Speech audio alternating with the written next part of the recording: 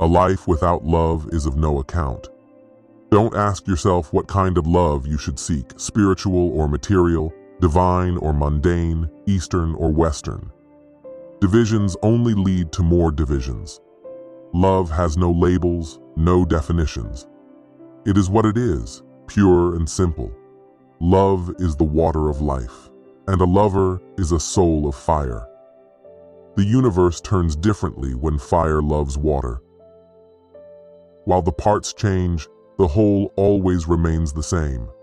For every thief who departs this world, a new one is born, and every decent person who passes away is replaced by a new one.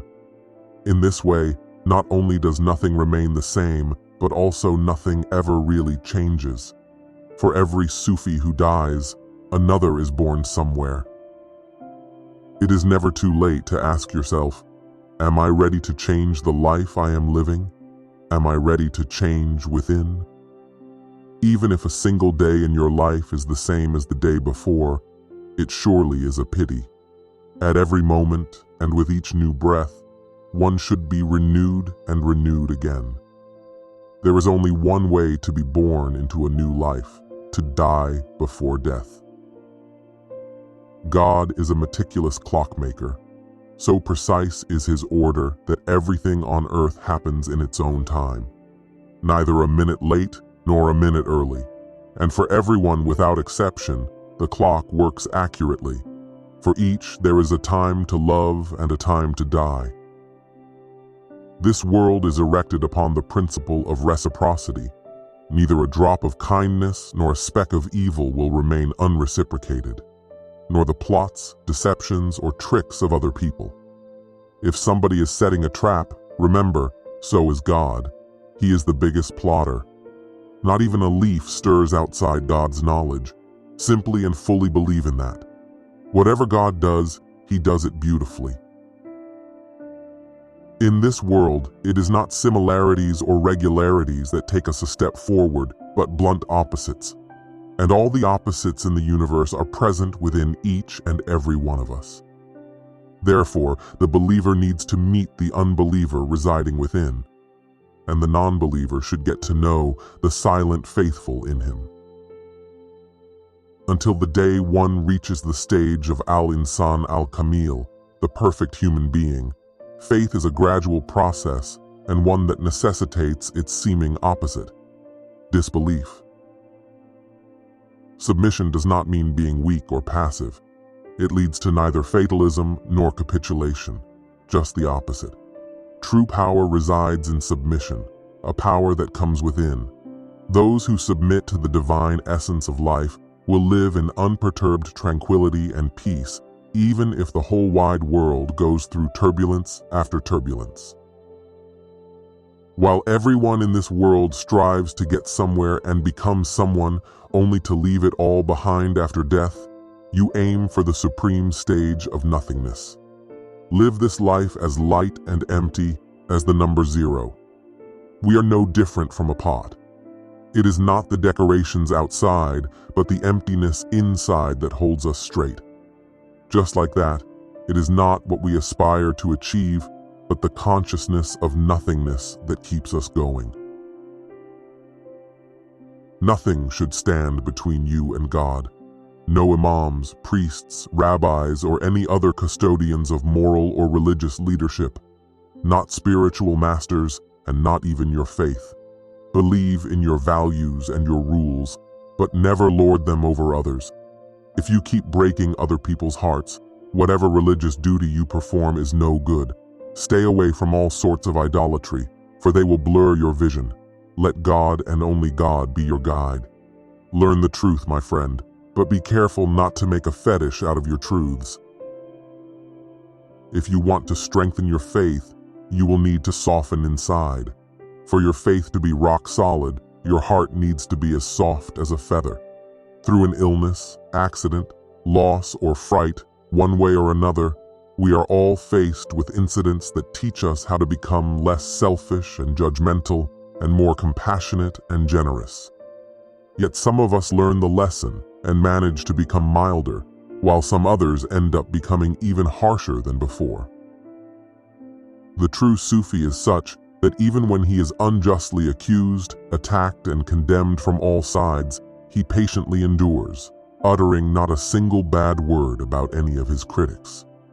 A Sufi never apportions blame. How can there be opponents or rivals or even others when there is no self in the first place? How can there be anyone to blame when there is only one?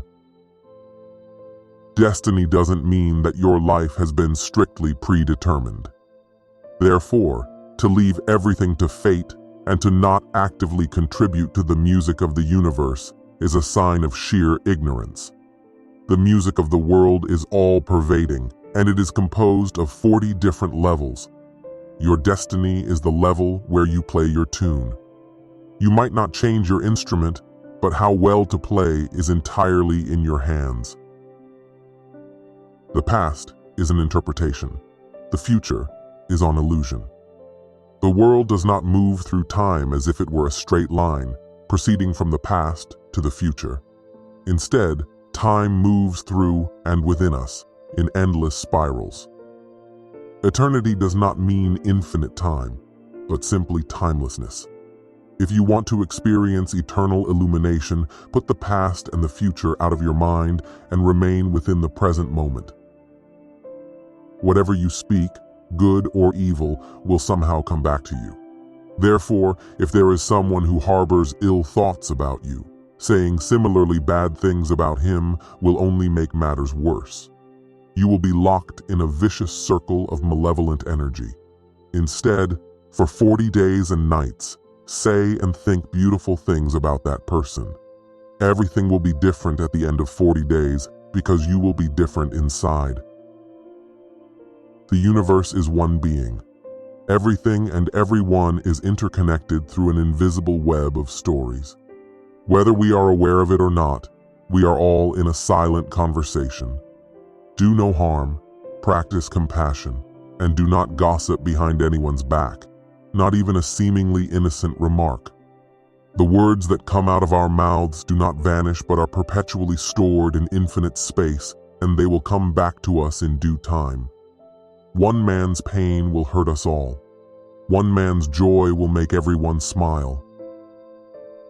Each reader comprehends the Holy Quran on a different level of tandem with the depth of his understanding. There are 4 levels of insight. The first level is the outer meaning, and it is the one that the majority of the people are content with. Next is the batin, the inner level. Third, there is the innermost of the internal. And the 4th level is so deep it cannot be put into words and is therefore bound to remain indescribable. Hell is in the here and now. So is heaven. Quit worrying about hell or dreaming about heaven, as they are both present inside this very moment. Every time we fall in love, we ascend to heaven.